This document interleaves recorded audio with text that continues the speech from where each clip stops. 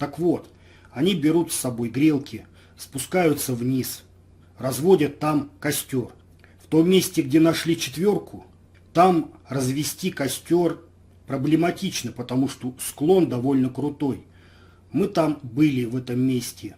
Я отлично понимаю, что, придя на ручей, группа Дятлова стала искать место для костра. И единственное нормальное ровное место, защищенное от осадков большим кедром, можно было найти именно в том месте, где было найдено костровище. Именно там они разводят костер, именно там они пьют чай, именно там они употребляют вот это большое количество жидкости, которое было потом найдено в их мочевых пузырях.